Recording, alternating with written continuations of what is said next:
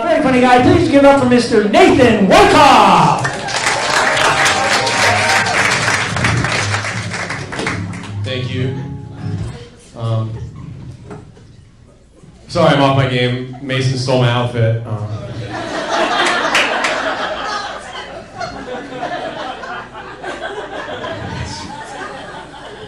I'm going to apologize in advance, too, if you have any trouble understanding me.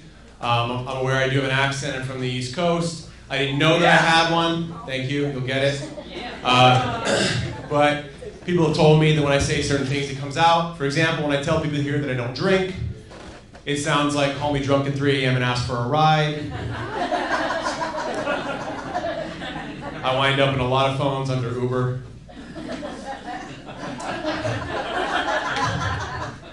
I'm a recent transplant to California. Love it here. My wife took me to Palm Springs for the first time. Yeah, I went there. It was blisteringly hot, surrounded by old men. And I was like, I've been here before.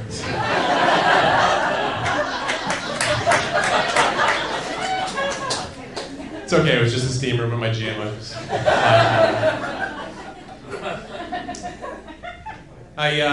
We went to the zoo. The zoo's great down there, but it was so hot. The only animals moving were the vultures. They were circling each other. That's not true, though. The lizards have a great time in Palm Springs. They were running up to me. They're all doing that, like, swole bench press thing they do. They got their faux hawks up. It's like Jersey Shore for them down there. That's true. I dropped a pencil, stuck in the ground, and 3 ran up and started pole dancing. My favorite thing, though, from Palm Springs is when we were driving back. It's desert. There's nothing there, for those of you aware of it. And on the side of the road, at one point, was a full drum kit with this 35-year-old-ish guy sitting at it. It ruined me. I raked my mind for 2 hours on the way back, but I finally figured it out. I just witnessed the first hipster ghost story. It's not the Bloodstained Bride anymore. It's Everett with his handlebar mustache tapping out White Stripes B-sides. But I spent a lot of time in San Juan Capistrano. Is anybody, you guys all from San Juan or close? Because if you travel, I don't know what you're doing with your life. No, San Juan Capistrano, I was across the street actually last week, and I got out of my car, and there was like this gaggle of children in red shirts. And on the back it said, "Don't follow me, follow Jesus." That's a really weird way to ward off pedophiles, right? It's not just me, I didn't know they were that religious. Don't worry, you'll warm up to it. I was actually going to the Goodwill across the street. I love Goodwill. I shop there all the time. I buy absolutely nothing I need or will ever use. That's why I go there. I bought a tie rack, a motorized tie rack. Now, let me tell you something. If you only have one tie, it's really just a machine that plays keep away from you with your stuff. I also bought a CD radio because I like the movie Breaker Breaker. I can judge the age of the audience. I thought that I'm gonna go home, I'm gonna plug it in, and I'm gonna talk to truckers. That's gonna work for me somehow. I learned 2 things. One, it makes a great white noise machine during the day, puts me to sleep in any room, and it makes a terrible white noise machine at night when all the truckers call me up asking for hand jobs.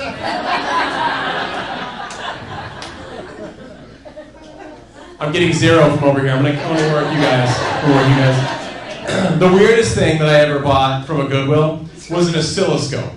Okay? It's those big metal boxes you see in science fiction movies that give wavy lines and shit for things I don't know. That's why I bought it. This was actually, I was not a child. I'm an adult buying this, and this was the thought I had in these exact words. I'm gonna go home and science. I'm gonna go home and science. I'm gonna be a scientist. I am not a scientist, but I am the guy with the creepy metal box next to his stereo that makes you sterile when he turns it on. I did that joke in an open mic, actually, and a guy came up to me and he said, I'm a scientist, I use those. Oscilloscopes don't make you sterile. And I said, well, knowing that makes you a virgin, so I think it's 6 to 1.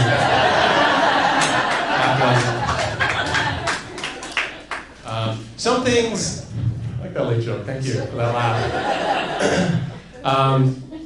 Some things that people donate to Goodwill make zero sense, especially in an affluent area like this. And I like finding them just to contemplate. For example, the one over here, I saw a full ski outfit. Let me explain something to you that don't shop at Goodwill. Those of us that do not have the good credit required to take out the loan necessary to ski for a weekend, let alone make good use out of that.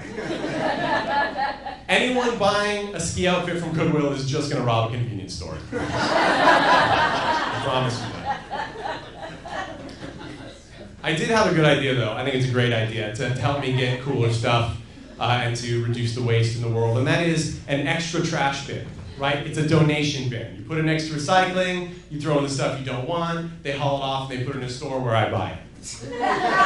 Perfect scenario for me, because I'm going to get all the shit I want, and I'll have plenty of room to put it, because my wife is definitely going to leave me.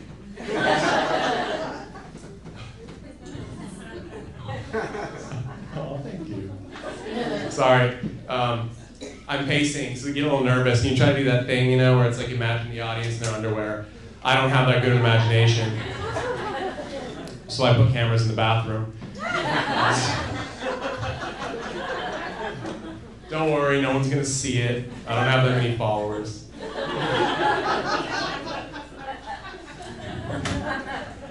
But I do love Goodwill. I also like the swap meets. Those are great. You can buy anything you can imagine at the swap meets. But I'm from the East Coast, so I still call them flea markets sometimes. And I was in Huntington Beach, and I said that, and a vendor got upset with me. He said, "Hey, I take offense to that term. It implies I sell fleas. I do not sell fleas. The fleas come free with purchase."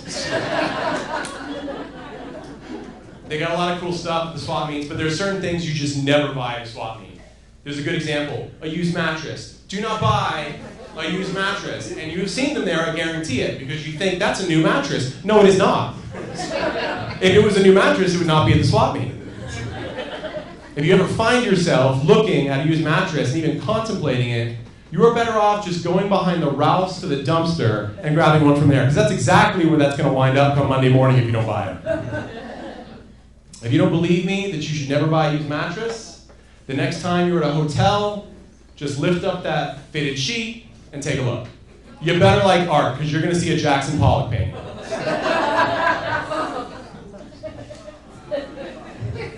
Okay. All right, guys. Yours may not look that great either. I don't know. I don't know you personally. The cool thing about that, though, if you ever do, is that you get to test out your amateur CSI skills. You know, you're like, this guy was shot in the head while he was sleeping. Or he had a horrible case of mouthful diarrhea. I actually think that second one is more likely. I have never bought a used mattress, but I have made mistakes in my life.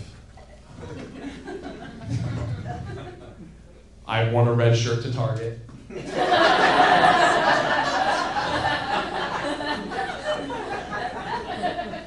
I have also gone looking for fun, wholesome pornography online and come up with the fetishes that would literally curdle milk. There are some fun things that pop up when you do that, though, just as if you didn't know.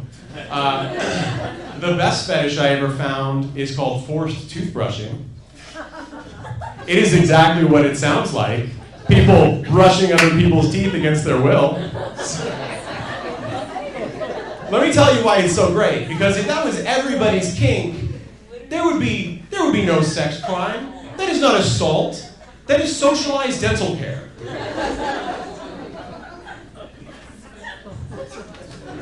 I have a lot of great ideas. I'm just saying, I might run for office, so back me up on it. You know, though, when you do search the internet, you find that women pretty much get the worst of our entire society. I don't think anybody's being honest if they don't say that. And it's unfortunate because it's not just socially, but biologically. I saw in the paper a couple weeks ago that someone actually died again from toxic shock syndrome. Now, that's right, no one's laughing because it's not funny. But it's also that no one's laughing because the men here don't know what that is. For those of you that don't, it's if you leave a tampon in too long, bacteria builds up and it can actually kill you. Now, it's horrible, and it's so easy to be a man, it's so difficult to be a woman, but I do understand why, biologically, that is a problem that was given to women. Because if men had to change their tampons twice a day or more, we'd all die. I haven't changed these socks. Period. That's the end of the sentence. I have one pair. All right, guys, you've been great. My name's Nathan Wyckoff. Check me out on Twitter.